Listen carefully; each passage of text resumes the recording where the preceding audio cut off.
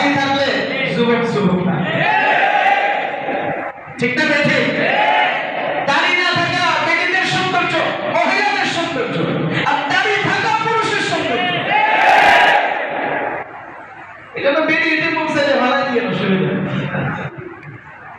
ছেলেরা যারা আছে তারা মনের বন্ধ দিব, হুজুরে আমার ব্যবসায়ী শেষ করতেছে। এখন 3 সেট 15 সেট নাকি আছে, 1 সেটে 500 টাকা। 1 সেটে কত? 500 টাকা 1 সেট।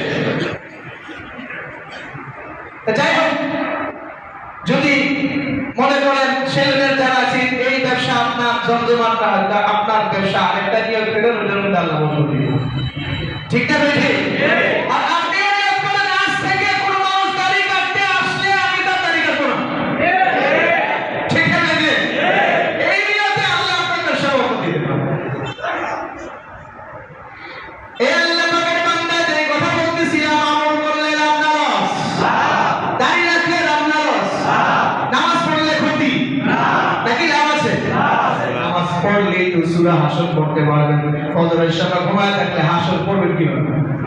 ঘুমায় সকাল 10টা বাজে তো একক্ষণে 5-7 ঘন্টা চলে যাবে, ওটার মধ্যে তো মুসিবত এসে যাবে। আরেকটা বলছি, প্রয়োজন আমাদেরকে শিক্ষা দিয়েছে মুসিবত থেকে উদ্ধার পাওয়ার জন্য সকালবেলা ফজরের পরে কোনো ব্যক্তি যদি 3 বার বলে বিসমিল্লাহিল্লাযী লা ইয়াদুররু মা ইসমিহি শাইউন ফিল আরদ ওয়ালা ফিস সামাই ওয়া হুয়াস সামিউল আলীম, এটা পারি? অনেকে পারেন, একটু মুখস্থ করেন, বলেন বিসমিল্লাহিল্লাযী লা ইয়াদুররু মা ইসমিহি শাইউন ফিল আরদ ওয়ালা ফিস সামাই ওয়া হুয়াস সামিউল আলীম। না পারলে শিখে নেবেন, এটা প্রত্যেক হুজুররাই পারে। আপনারা না পারলে একজন মক্তবের ছাত্র পারে, একজন মক্তবের ছাত্র পারে। এটা আপনার যে কোনো মাদ্রাসা হুজুর থেকে শিখে নিলেও আপনি শিখে নিতে পারবেন। এটা পড়ার দ্বারা কি ফায়দা? রাসূলুল্লাহ বলেন, যে ব্যক্তি ফজরের পরে 3 বার এই দোয়া পড়বে, মাগরিবের পরে 3 বার এই দোয়া পড়বে, সারা দিনের মধ্যে তার যত মুসিবত আছে সব মুসিবতগুলো কেটে যাবে। এজন্য মুসিবত কার ইশারায় আসে? যারা বলেন না কার ইশারা? আল্লাহ পাক তার সমস্ত ওয়ারিশটাও সৃষ্টি করেছে, খারাপ প্রভাব দেওয়ার মতো মাখলুক আল্লাহ পাক সৃষ্টি করেছে, আবার ভালো মাখলুক আল্লাহ পাক সৃষ্টি করেছে। আমাকে আপনাকে কোন খারাপ মাখলুক পাকড়াও করে এই আল্লাহ পাকের বান্দা বলা যায় না। এইজন্য আল্লাহ পাক আবার আমাদেরকে আমল করা শিখিয়ে দিয়েছেন, যে কিভাবে শয়তান তাকে আল্লাহ পাক কুমন্ত্রণা দেওয়ার জন্য পাওয়ার দিয়েছে। শয়তান মানুষকে গুনাহ করায়, আবার দেখা যায় খারাপ প্রভাব সৃষ্টি করে। আল্লাহ পাক তেমনি ভাবে আবার মানুষকে নিরাপদ রাখার জন্য মানুষকে আবার শিক্ষা দিয়েছে, যদি ওগুলোর উপর আমল করে শয়তানের অনিষ্ঠায় পড়বে না, জিনের অনিষ্ঠায় পড়বে না, মানুষের অনিষ্ঠায় পড়বে না, জিন জানোয়ারের অনিষ্ঠায় পড়বে না। এই জন্য সকাল সন্ধ্যা আমল করার দরকার আছে না নাই? বন্ধ করে দিন, এই মাইক বন্ধ করে দিন,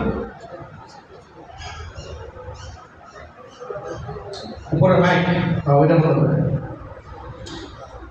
এই জন্য আমল করবো ইনশাআল্লাহ। বিভিন্ন মুসিবত থেকে নিরাপদ থাকা যায়, কারণ আল্লাহ পাক রব্বুল আলামিন দুনিয়ার মধ্যে অনেক কিছু সৃষ্টি করেছেন আমাদের পরীক্ষা নেওয়ার জন্য। কাদের পরীক্ষা নেওয়ার জন্য? আমাদের পরীক্ষা নেওয়ার জন্য। ভালো মন্দ আল্লাহ পাক দিয়েই দুনিয়াটা সাজিয়েছেন। দুনিয়ার মধ্যে সুখ আছে, দুনিয়ার মধ্যে শান্তি আছে। একটা কথা খেয়াল রাখা দরকার, জগৎ 3 প্রকার। জগৎ কত প্রকার? 3 প্রকার।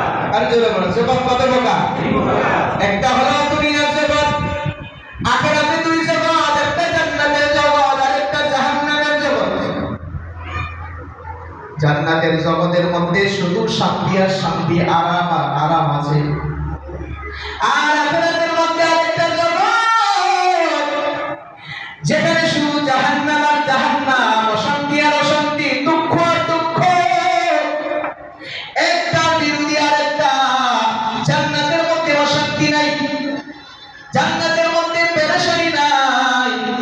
কিন্তু জাহান্নামের মধ্যে শান্তি নাই, দুঃখ সুখ নাই, আরাম নাই।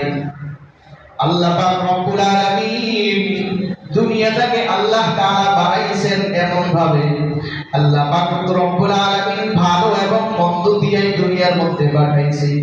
দুনিয়ার মধ্যে সুখ আছে, শান্তি আছে, দুনিয়ার মধ্যে দুঃখ আছে, বেদনা আছে, দুনিয়ার মধ্যে ইজ্জত আছে, সম্মান আছে, বেইজ্জতিও আছে। এই আল্লাহ পাকের বান্দা, এইজন্য যখন